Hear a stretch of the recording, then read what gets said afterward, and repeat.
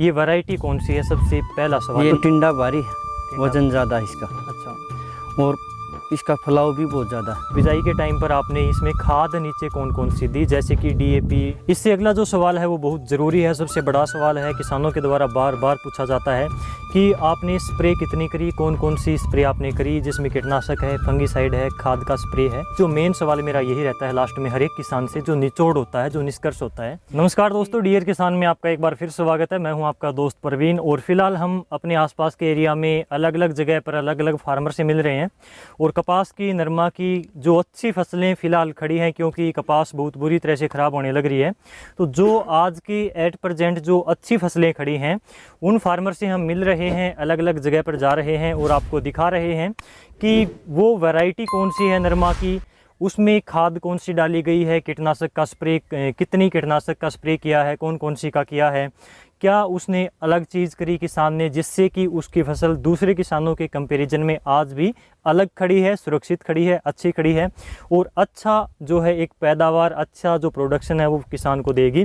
तो जो एवरेज से ऊपर वाली जो फसलें हैं उनको हम दिखाने की कोशिश कर रहे हैं। यदि आपके खेत में ऐसी फसल खड़ी है तो आप ज़रूर बताएं, कमेंट करें, हम आपको जो है ज़रूर इसमें कवर करेंगे। तो चलिए किसान से बात करते हैं। जी, सबसे पहले अपने बारे में थोड़ा बताइए किसान। मेरा नाम बलवान है, दरियापुर का हूँ, ठीक है। तहसील तोशाम है, जिला भिवानी, और हरियाणा का रहने वाला हूँ। हरियाणा के आप रहने वाले हैं। सबसे पहले आपने जो ये कपास लगा रखी है, कॉटन नरमा जो भी आप बोलते हैं, तो ये वैरायटी कौन सी है, सबसे पहला सवाल। ये 926 है, राशि वाली। राशि की 926 वैरायटी है, ठीक है। कितने टाइम से आप ये वैरायटी लगा रहे हो? ये तीसरी साल है। तीसरी साल है।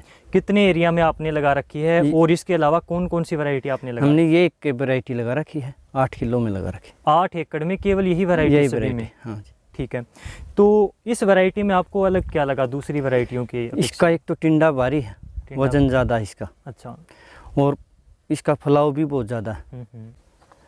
फैलाव ज़्यादा है, टिंडे का बोल का साइज ज़्यादा है। वजन इसमें लगभग से 5 ग्राम है एक वजन।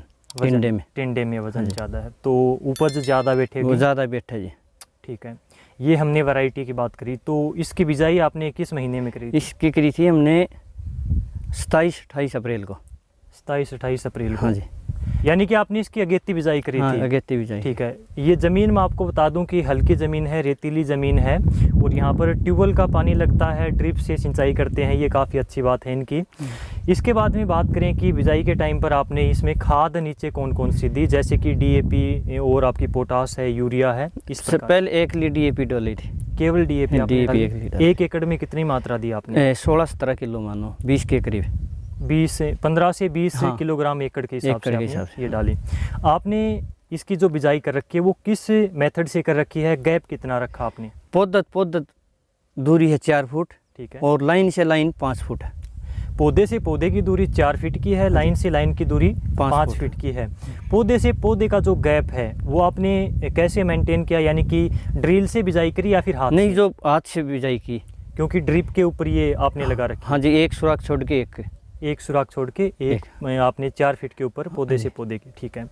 आपने ये जहाँ पर हम खड़े हैं, क्योंकि लगभग हम खेत के बीच में ही खड़े हैं, ये जो गैप ज़्यादा है, तो ये गैप इतना ज़्यादा है, कितना ये गैप है, और कितने के बाद में ये गैप आपने छोड़ा है? ये 10 फुट का गैप है। ठीक है। हर 10 लाइन के बाद में। हर 10 लाइन के बाद में है। तो ये गैप छोड़ने के पीछे आपका रीज़न क्या था? आपने ये कहाँ पर देखा सबसे पहले? ये हमने खुद कराया था, ट्रैक्टर से स्प्रे करने के लिए। अच्छा, इसमें ट्रैक्टर से स्प्रे किया जाता है। आखिरी स्प्रे तो वैसे नहीं, तो बाकी स्प्रे कराना जी ट्रैक्टर के ऊपर बैठ के करा, ट्रैक्टर से कर लेते तो वो आपकी मेहनत बच जाती है, आसानी हो जाती है करने में। दूसरा, इसके अंदर धूप लगती है, हवा लगती है, तो वो बेनिफिट इससे एक्स्ट्रा मिल जाता है आपको। ठीक है। इससे अगला जो सवाल है वो बहुत ज़रूरी है, सबसे बड़ा सवाल है, किसानों के द्वारा बार बार पूछा जाता है कि आपने स्प्रे कितनी करी, कौन कौन सी स्प्रे आपने करी, जिसमें कीटनाशक है, फंगीसाइड है, खाद का स्प्रे है, तो टोटल आपने कितनी स्प्रे करी? पहली से लास्ट तक बताइए आराम से। हमने 6 स्प्रे करी। 6 आपने स्प्रे करी? 3 दवाइयों की। हाँ। 3 खाद की। 3 आपने खाद की करी? सबसे पहले करी मोनो की, मोनोक्रोटोफॉस। ठीक है। उसके बाद में करी मोनो और नीम ऑयल। ठीक है। तीसरी करी खाद की। ठीक है। 13-045 बोरन, जिंक और यूरिया,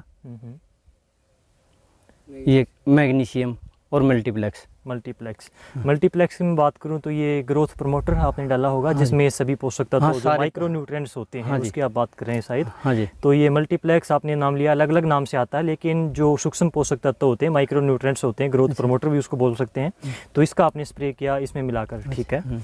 इससे अगला स्प्रे आपने कौन सा? इससे अगला कराया थायोमेथोक्सम, जो एक तारा आता है लिक्विड में, हाँ, और जो भुजिया टाइप में आता है वो। हाँ ठीक है। और फिर प्रोफेनोफोस से आप बताने की कोशिश कर रहे हैं, प्रोफेनोफोस आपने किया, ठीक है। फिर किया खाद का आपने स्प्रे किया, ये वही 13-0-45, वही जो आपने पीछे किया हाँ। था वही आपने रिपीट कर दिया। हाँ जी। ठीक है। ये जो आपने स्प्रे किए, तो स्प्रे का गैप आपने कितने दिनों का रखा? ये 10 से 15 दिन का। 10 से 15 दिन का आपने गैप रखा। एक आपकी फसल में हमने देखा कि कीटों का प्रकोप शायद कम हुआ था, अभी भी इसमें इतनी बीमारियां नहीं हैं, नए के बराबर हैं, काफ़ी अच्छी जो है फसल खड़ी है, पत्ता बिल्कुल साफ़ है, जो है बहुत ही नए के बराबर इसमें मच्छर है। तो आपको क्या लगता है कि इसके पीछे कारण क्या है कि इसमें बीमारियां कम क्यों आई? एक तो गैप के कारण ज़्यादा वो स्पेस आपने ज़्यादा दिया। इस वजह से ज़्यादा स्पेस आपने ज़्यादा दिया, तो पौधे को पूरी धूप मिली है, इसमें हवा आई है, जिसकी वजह से मच्छर इसमें कम हुए हैं, बीमारियां कम हुई हैं। जैसे कि आपने ड्रिप के ऊपर ये लगा रखी है, तो ड्रिप के माध्यम से आपने खाद इसमें दी है, तो कौन कौन सी दी है? यूरिया, पोटास और 13-0-45। एक बार में जब आप पानी देते हैं तो कितनी कितनी मात्रा आप देते हैं? शुरू में तो ये छोटी थी जी, तो दिन दे 7 से 8 किलो यूरिया, ठीक है। 2 बार तो यूरिया एक ली थी, तीसरी फिर पोटास 7-8 किलो पोटास, 7-8 किलो, एक पैकेट 13-0-45 NPK की आती है। हाँ जी। ठीक है। तो ये आपने इसमें खाद की मात्रा दी। इसके अलावा आपको क्या लगता है कि दूसरे, जो मेन सवाल मेरा यही रहता है लास्ट में हर एक किसान से, जो निचोड़ होता है, जो निष्कर्ष होता है कि दूसरे किसानों की फसल भी हम देखते हैं इस टाइम के ऊपर नरमा जो ख़त्म होने लग रहा है, जिसमें विल्ट रोग है, चुरड़िया जो हरियाणा में बोलते हैं, या फिर जो पत्ता सड़ कर नीचे गल जाता है, इस टाइप से नरमा ख़त्म होने लग रहा है। तो उनके कंपैरिजन में आपकी फसल, मानकर चलो ज़मीन आसमान का फ़र्क है, बहुत अच्छी फसल खड़ी है। तो इसके पीछे क्या आपको क्या लगता है कि क्या मैंने ये चीज़ इसमें अलग करी जिसकी वजह से दूसरे किसानों के कंपैरिजन में मेरी फसल आज इतनी अच्छी खड़ी है? तो आपको क्या लगता है? एक तो गैप के कारण मुझे सबसे पहले ये लग रहा है। ठीक है। फिर टाइम पे हमने स्प्रे किया, ठीक है। और टाइम पे हमने खाद, ठीक है, यानी 10 से 12 दिन पर यूरिया देते रहे, यूरिया और पोटास नीचे पानी में आप? हाँ, पानी में ड्रिप में देते रहे। ठीक है। स्प्रे के बारे में आप क्या कहना चाहेंगे? एक तो आपने स्प्रे को मिक्स करने की कोशिश नहीं करी, कीटनाशक का अलग किया, खाद का अलग किया। इस तो कई किसान भाई क्या करते हैं, मिक्स करके डालने की कोशिश करते हैं, इसके बारे में आपकी क्या सोच है? ये एक के काम करेगा जी। ठीक है। या तो यूरिया खाद का अकेला कर लो, या फिर दवाई का, दोनों मिलाने के लिए काम में नहीं करेंगे, यानी कि रिजल्ट कम हो जाता है। कम होएगा। हाँ। ये चीज़ भी आपने नोटिस करी कि मिलाने से रिजल्ट कम होता है, तो ये भी काफ़ी आपका प्लस पॉइंट लगा।